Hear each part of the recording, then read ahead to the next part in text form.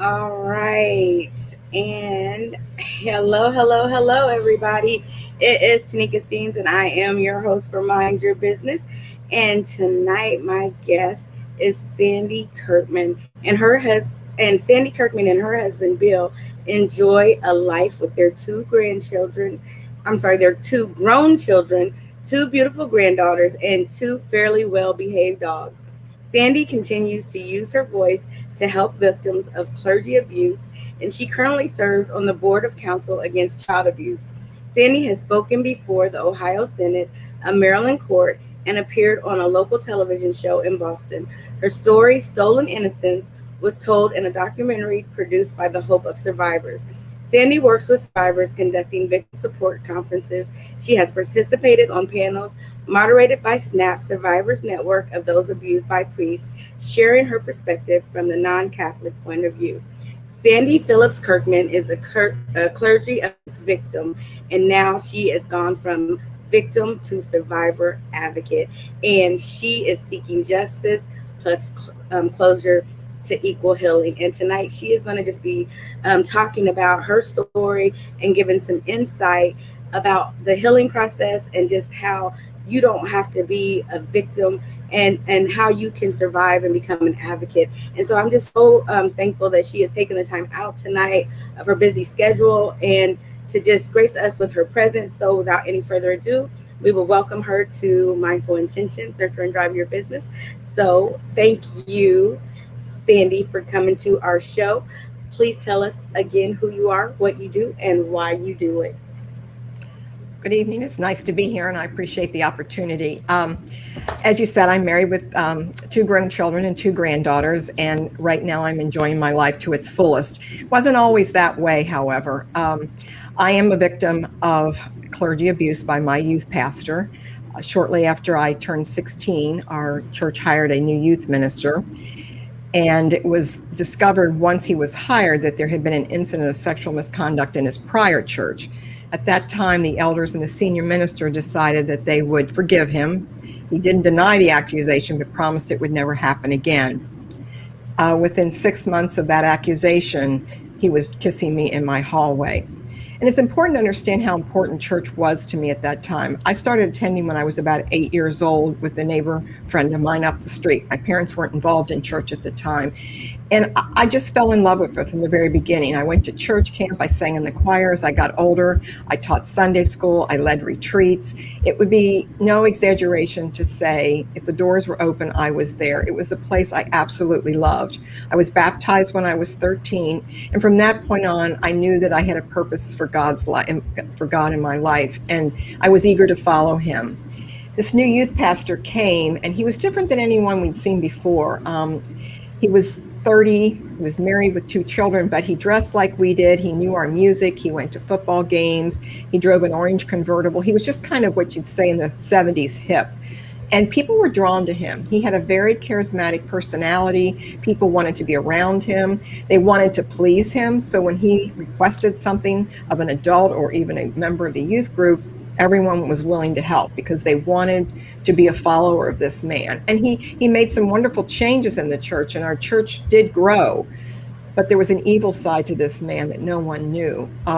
It was after a youth group meeting at my home. He waited for everyone to leave, and then he bent down and he kissed me. And I remember being stunned. And I was confused because I thought, I think he just kissed me, but surely he wouldn't do something he shouldn't be doing.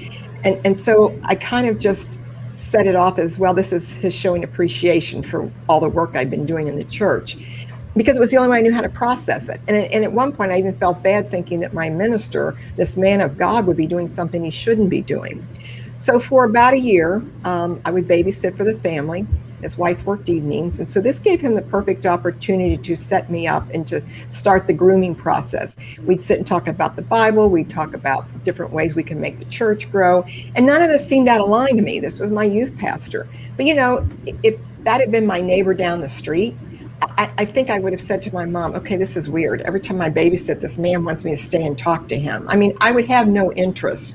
But because it was my pastor, I trusted him and I saw him in a different light.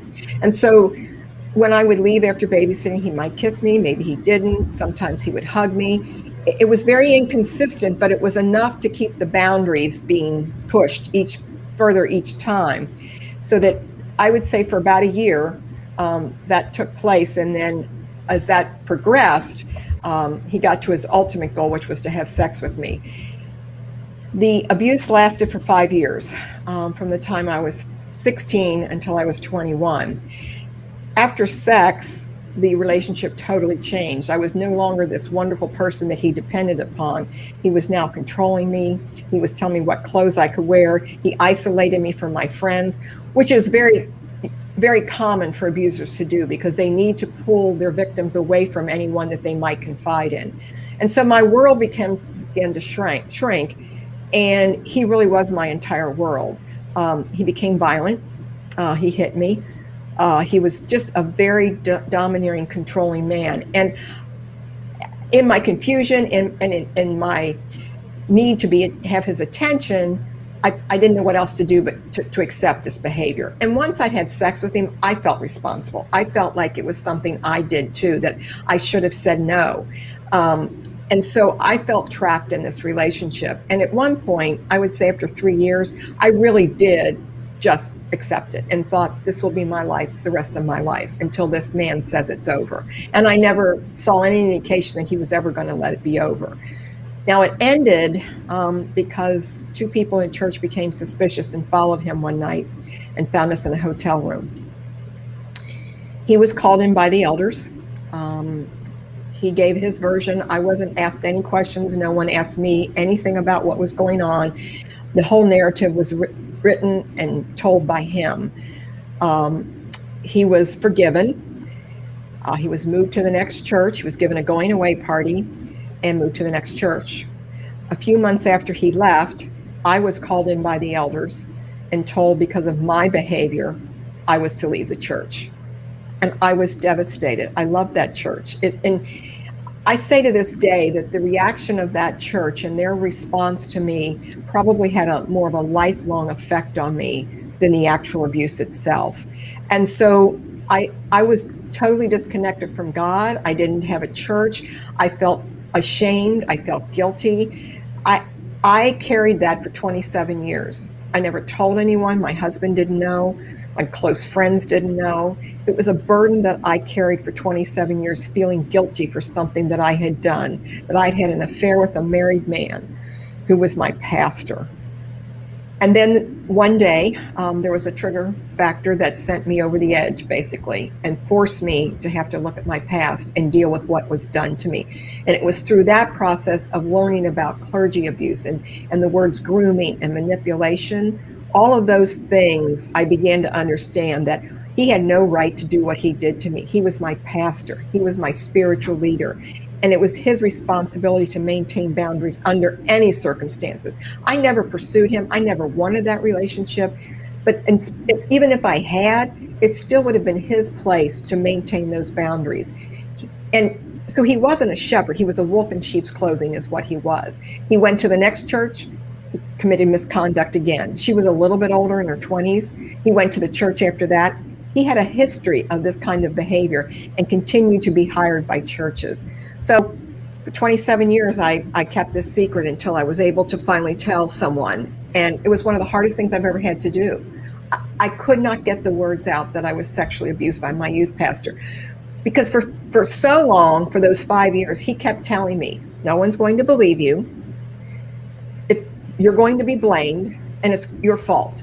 And so that's what I kept hearing in the back of my mind for 27 years. And I remember when I started to tell her, I can remember thinking, I'm going to get in trouble. I shouldn't tell her. I was 49 years old, and I still had that fear, which is very common for victims of clergy abuse or any kind of abuse, really.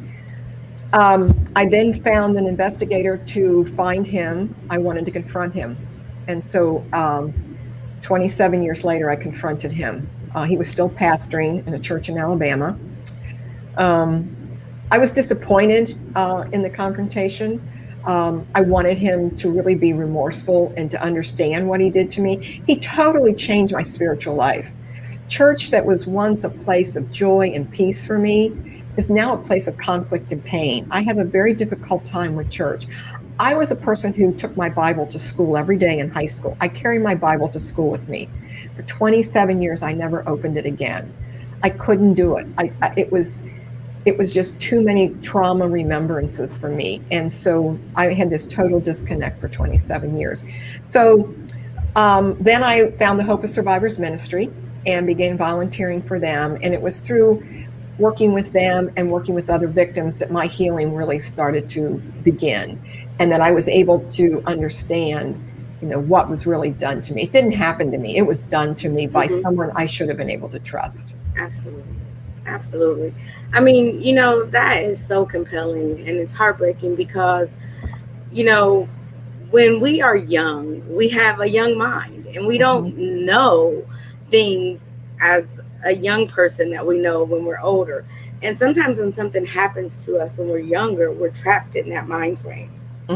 And so you said it was 27 years.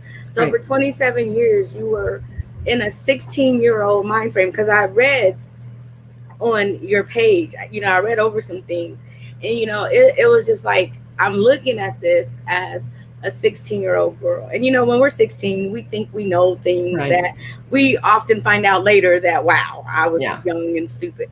But we look up to people sometimes. Yeah.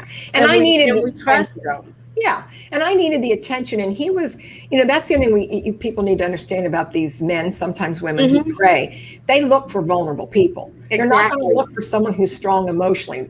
So they're going to look for someone who's needy, who needs attention, or who has issues in their lives. And I was in a vulnerable place in my life. My parents were divorced. They weren't involved in the church. I absolutely loved this man in the sense of a godly man. I looked up to him. And so after the relationship started, he would say to me, I need to know you're mature enough to handle this. Well, what 16, 17-year-old girl doesn't want to be mature? And so he would, make me believe that if I couldn't handle this relationship, it was my fault. And he would also tell me things like that God ordained this relationship. And it's because of me he could do what he could do in the ministry. And the church needed me and he needed me. So I also had that guilt trip of, if I were to leave, it would hurt the church. Now, I know that sounds like, oh, really? You really believe that? But when you're so confused, it's easy to believe the lies. It's just easy to believe them. And again, what was I going to do? I knew that if I told anyone, it would be a huge blow up in the church. Everyone adored this man. He was like a cult leader. Everyone loved him. So I was going to be the one to destroy their illusions of this man.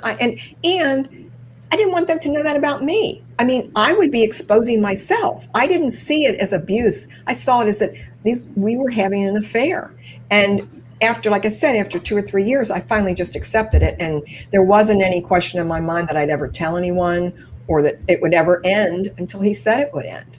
And truthfully, if you really think about it, you felt special, but mentally and emotionally, you had issues. I mean, because truthfully, if you were mentally healthy, you probably wouldn't have been in that situation. Right. Nor would he have chosen me. Absolutely. And you would have known right away, this isn't right. Like you said, if it was the man down the street, you would have been like, yeah, something's wrong. But even it being your youth pastor, you would have known, hold on, youth pastors don't do that. But again, because it was him, you felt like, I feel special, I feel privileged. And truthfully, you were not in the right mind frame. Right. And he knew that. And he knew he could play on that. And these men are very good at patience. They keep approaching. They push the grooming process is basically pushing the boundaries. It's gaining the trust of the person so that when they push the boundaries, you accept it where you wouldn't accept it otherwise. And so you think, okay, well, this is okay because it's who he is. And this is just a kiss. It's not a big deal. Until a point where one night he took me and put me on the floor and had sex with me. And, once that happened, I knew this was. You're breaking up. You totally broke up and I didn't hear what you just said. Can you repeat that? Well, I was saying that. Again, I'm losing you. Well, losing sound. I wonder why, because I'm as close to my mic as I can be. There you go. I'll talk a little closer. So the grooming process is one where the idea is that they gain your trust first, and then they slowly and methodically start to push the boundaries so that you start accepting things that you wouldn't normally accept Yeah. in other people. And again, it's a slow process. He didn't just push me up against the wall and try to kiss me that night in my hallway. I would have known something was wrong. Mm-hmm. It was just a subtle kiss that if I had said something to someone, he could have brushed off. Oh, I didn't mean to, or it was just I glanced and I didn't meant to kiss her on the forehead, and I just, whatever. They start so innocently that you almost don't question it, and that's where I was. Wow. So, has anybody else reported this man, or how is he still pastoring? How was he able to continue to get away with this? Well, first of all, I think in the future, he started having sexual misconduct and sexual relations with women in the church. I don't know that there were many teenagers after me. The next one was around 20. She got pregnant. What happens is they ask for forgiveness. They say that they'll never do it again. He is so dynamic and so charismatic that churches do want this man in their church in spite of what he's done. And they really do believe that he's going to change. They're not going to change. This is what they do. This is how they operate. I also think churches tend to see these men from a moral aspect, but not from a professional violation. So in other words, we're taught in the Bible that we should forgive and that we all have sinned and fallen short of the glory of God and we shouldn't judge and that everyone deserves a second chance. That's all true. But from a professional standpoint, he violated the ethics of his profession. So in any other profession, like a doctor, a counselor, those men lose their license when they have any kind of sexual contact with someone under their care. And that's how it should be with pastors and priests and rabbis. Absolutely. And so, but churches fail there. That's where they fail. They want to forgive this person because he's the man that baptized them. He's the man that married their children. He's the man that sat by their bedside. They can only see this one person that they've seen as a kind, caring individual who lifts them up spiritually every Sunday morning. But all that aside, he broke the ethics of his profession, and by his own actions, just by his own actions, he's lost the privilege of ministry. That's not to say he can't be forgiven. It's not to say you don't help them, you don't give them counseling, but they've lost that privilege of ministry. They should no longer be in the ministry. The other issue I had with my abuser was when I confronted him, his current church had no idea about his past. That is totally unacceptable. It is. And church leadership who allow that to happen, they're just as guilty hiding this man's past. And when people say, well, he's never had an incident again. No, you don't know that. You're just assuming he hasn't, but you have no way of knowing whether or not he has committed sexual misconduct and abuse again. Well, I'm just going to go out on a limb and I'm going to say this because it's my show and I can say it. When Satan decided that he wanted to be higher than God, and I don't think there's anybody higher than God, what happened? He got an opportunity to stand his ground. He lost. Mm-hmm. And when he lost, he got kicked out. He ain't coming back. Right. He lost his position. Right. And there's no way he's coming back. Right. And he didn't get replaced. So I don't know who on earth thinks that they're higher than God, that they can forgive somebody for doing something. That's only God has the opportunity to do that. So man better quit playing with God. Right. Because he said, don't hurt one of these little children. Right. So they better start repenting. And that's the truth. They must not know the God we know. No, I don't think so. And keep in mind, they are the shepherd of the sheep. So when the shepherd devours one of the sheep, is he a sheep or is he a wolf? You can't be both. Not at all. When he devoured one of the sheep, which was me, he became a wolf. You don't keep a wolf to continue to guide the sheep. You just don't do that. Yes. And churches continue to do that. And it needs to stop. There are only 13 states that it is against the law for a pastor, rabbi, or priest, any clergy person, to have any kind of sexual contact with someone under their care. Other states, it's not against the law. They consider it an affair. Now, if it's a minor, obviously it is, because that's a no-go anywhere. But in a case of an adult woman who's come to her pastor for counseling, and he takes advantage of that, there is no law that says he's broken any law. And then he can send her on her way, traumatized and forever changed, and he continues as a pastor. It just You does know, I don't shouldn't. agree with that. Anyone that's under your authority, you're supposed to be leading them, and you shouldn't be crossing any kind of lines because they're looking to you Right. to for leadership, and now they're submitting to you, and you're becoming like a god to this person, and that I think when people get in certain positions, things come to them in an aspect that they forget that they are shepherds, like you say. Right. And so and this is where I am going to say we need to pray more for our leadership, because the enemy gets real busy on our leadership, and when they get put in these positions, it Mm-hmm. overpowers them. And Mm-hmm. so, we do all fall short, and I'm not saying that anybody needs to get a pass on anything, but we need to do better with our membership and making Right. sure that they are covered. And we need to do better with our leadership, making sure that they have the proper guidance and instruction, and someone is covering them. Because you can't, just because somebody's charismatic and has all these bells and whistles, what are you here for? You're not here to Mm-hmm. put on a show.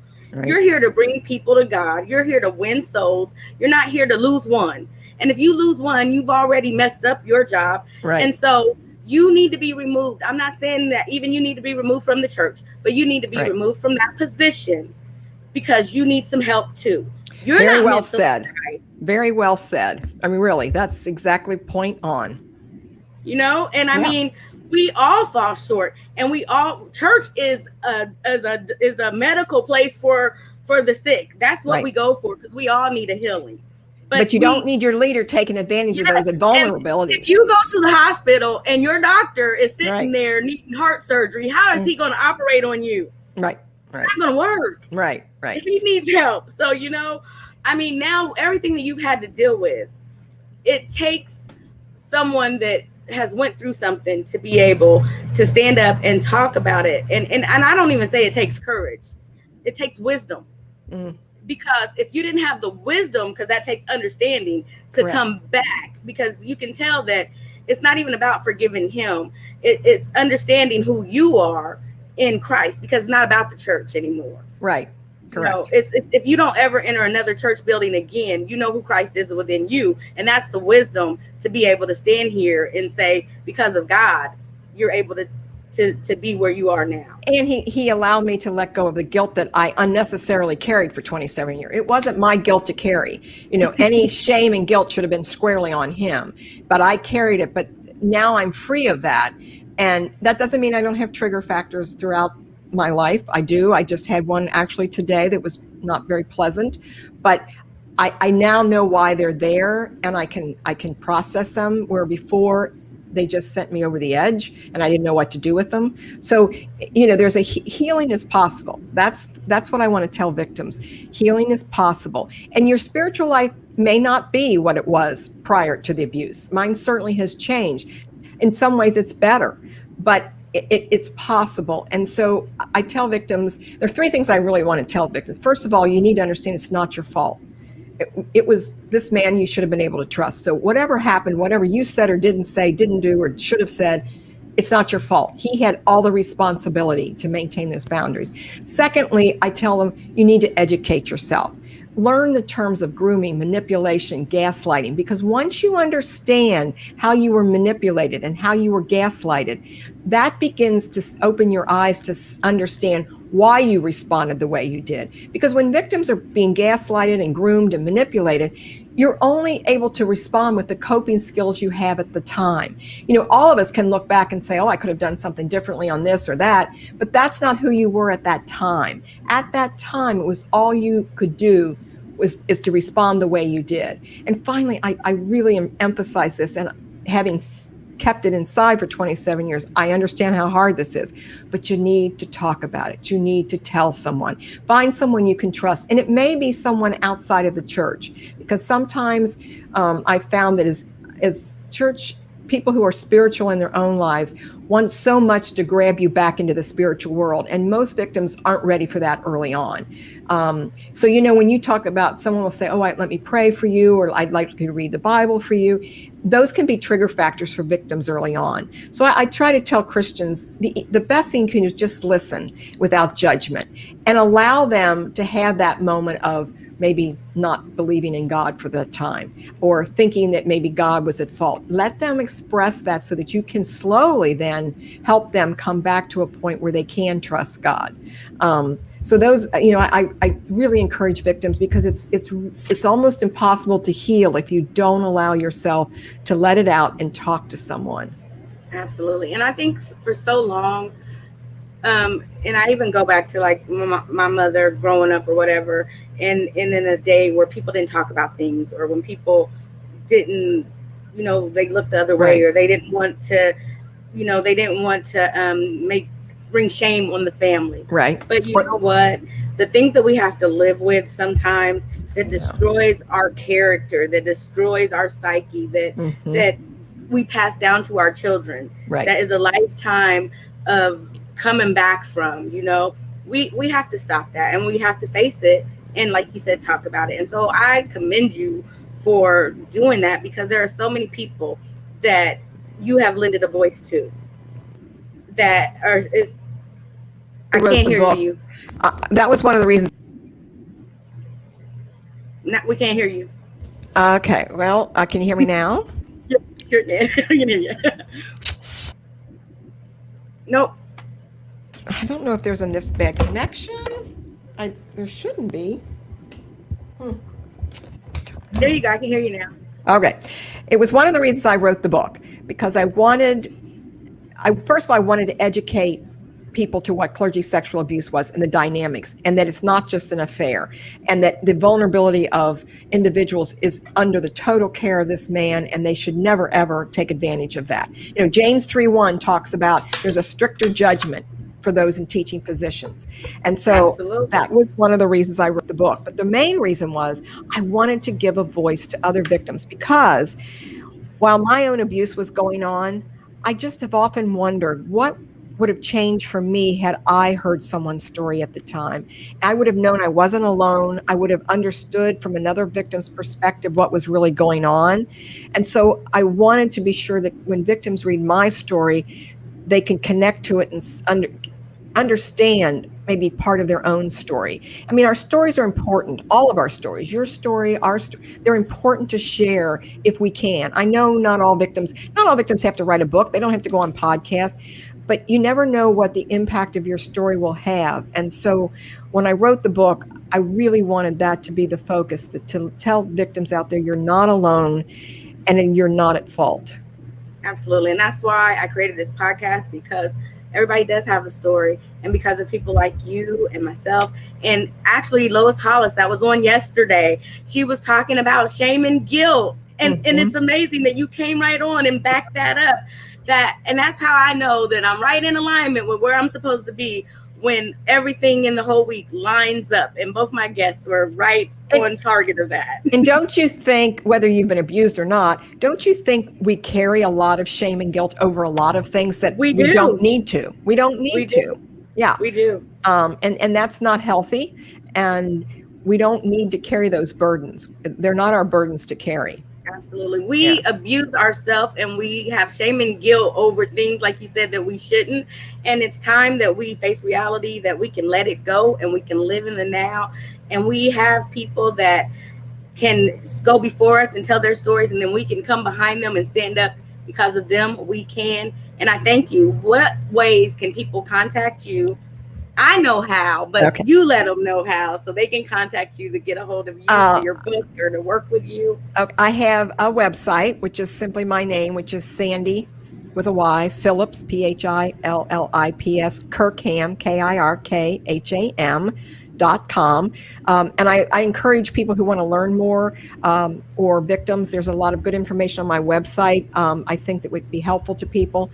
I have a Facebook page, Sandy Phillips Kirkham author. You can find me on Facebook, and a Twitter account as well. My book is available on Amazon. This is the book. I love my title. I have to say I have my I love title that. before the book, but it's available on Amazon and it's also available through my website. And I really would encourage people to read it. You can borrow it or whatever. You don't have to buy the book. You can pass it around to your friends. But it's so important to understand from a victim's perspective what clergy abuse has done to victims. It's sad. I mean, so many people leave the church because they're unable to trust the church again and trust God. I mean, so many of them become atheist over it because the trauma of being abused by a spiritual leader is so great. And that's why the consequences of removal are so necessary, because we cannot allow these men to have second chances, or we can't allow them to say they're sorry and ask for forgiveness and take that chance that they're going to hurt another sheep. That's not God's will to do that. And again, as I said earlier, they can be forgiven and they deserve all the grace and forgiveness God gives to all of us, but they deserve it sitting in the third row of the church, not standing in the pulpit. And if it involves a child, it needs to be reported to the police and they need to be in jail. No child should ever have to suffer at the hands of a spiritual leader sexually. That is horrific. And that's a no-go. You just go straight to jail on that one. Absolutely. I want to ask you this though before we leave. You said that you had youth groups and you would have them at your home, which means that there were other youth in the church. Yes. Are you aware of other youth that he may have been doing this with? I know of a couple that they didn't go to the extent of sex with them, but there was kissing, fondling. And I know that because he told me, he bragged about it. There were also women in the church, some that were divorced, that he would tell me he would have in his office and have them kissing him and doing some things.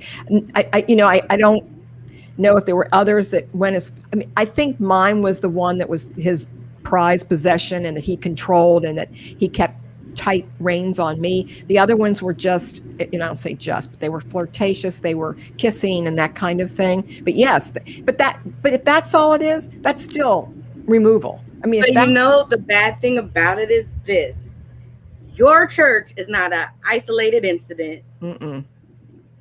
It's not. And he's still in the pastor. I mean, I think he's retired now, but up until a few years ago, he was still a pastor. And this was after I confronted his denominational leaders. After I confronted him and I got nowhere with his elders at the church, I went to his denominational leaders in Indianapolis. And the answer I got was, well, each individual church is allowed to hire and fire their own minister. We don't get involved in that. Even after I told my story and they knew of his history of this behavior. And now get this, and I know we need to go. No, you're fine. Go ahead. One last point of this, which is totally blows my mind. In my meeting with him, he gave all kinds of reasons why he was the way he was. He had an alcoholic father. He this and that, da-da-da. Then he finally said to me, I did finally get counseling, and I was identified as a sexual addict. Now, tell me in whose world a sexual addict belongs taking care of a congregation?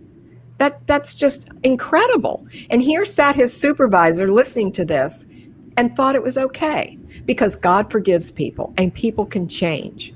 Well, they might be able to change, but they need to change doing something else in God's work besides the shepherd of the sheep. Absolutely. Well, okay. Well, is his wife still with him? His wife left him. The interesting story about that is I had no contact with her for 27 years. And I did reach out to her because while I wasn't responsible for the failing of their marriage, and he was abusive to her as well, I did want to express to her the pain I knew she felt at that time, and I was sorry for that pain, even though it wasn't my fault. So we have developed a very close relationship. I go to visit her, we write, we talk. And so to me, that's what true Christians are, of forgiveness and being able to look past the pain and the hurt that was caused. And so I'm forever grateful that she was so gracious to me because I felt guilty about that. They had 3 small boys. But again, that guilt belongs to him. He destroyed his marriage. He made the decision to cheat on his wife. But she's married, remarried, and she's got a great husband. So I'm very happy for her. But she eventually did leave him, I think, after the second church where he committed sexual misconduct again. I mean, but all the lives that he's destroyed, all the people that he could have turned from Christ. I mean, he's going to have to answer for that. Right. And so I pray for his soul that he gets it together and that he leaves people alone. Yep. Because it's sad to see what may happen to him. I think he's a narcissist who needs to have that need to control someone. Yeah. And so when you've got, like I said, people in the church are easy prey for him, and that's what he's done all of his life. That's called ego, people. When your ego is bigger than you are, you need to stop it. And we hide behind so many things, and some people hide behind the church, and that's just a fact. Yeah. And when you've got people that support your nonsense and encourage it, it's not healthy for you and no one else.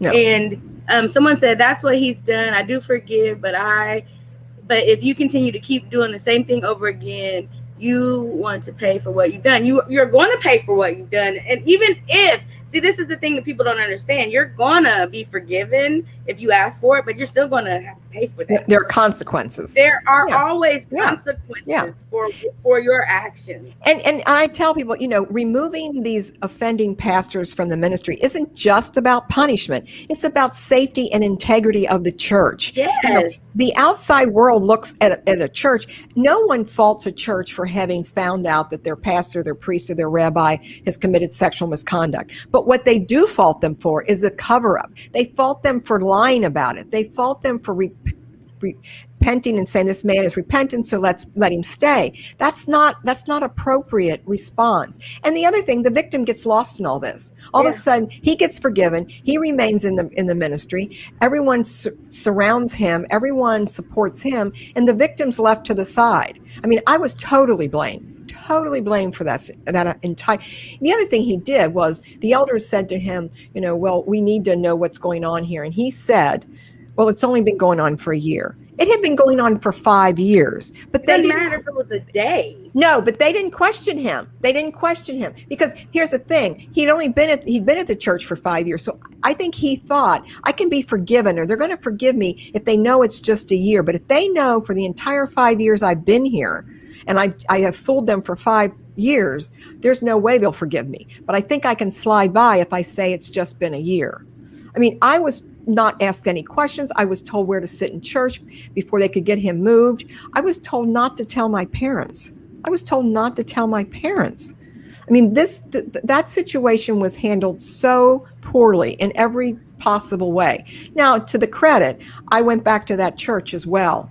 And none of the elders at the time are there now, were there at the time.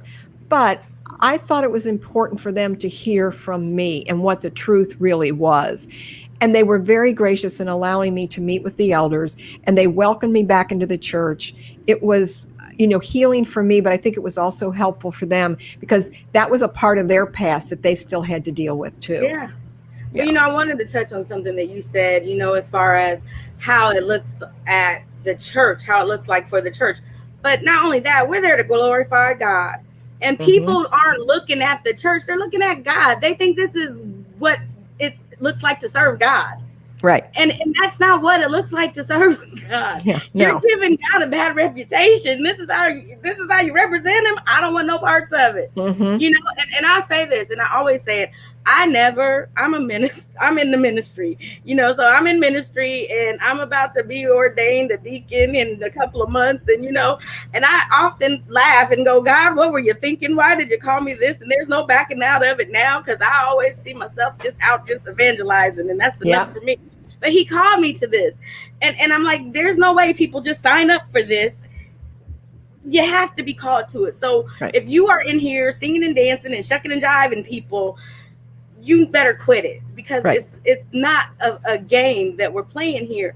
And so, just for people to not take this serious and it happens in every denomination. It happens, the gymnast, it happens, in schools, it happens wherever there are vulnerable people. And so the church should be a safe haven for those people. Exactly. And church leadership, they're the ones that need to take control and say, we're not going to put up with this, and we're going to put safeguards in place, and we're Yes. going to make sure that we know that our pastors are above reproach, because James 3:1 talks about stricter judgment. And when that means Yes. stricter judgment, that's what it means. You don't get a pass, or you don't get a second chance. When you give these men a second chance, you're basically giving them a second chance to reoffend.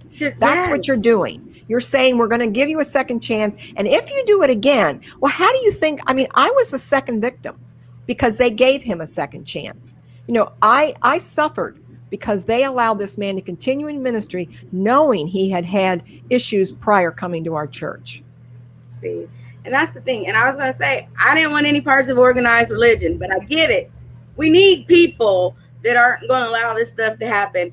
And again, someone said it's like things like this make people not want to go to church. Right. And I think churches are being more aware, and I think they're doing better.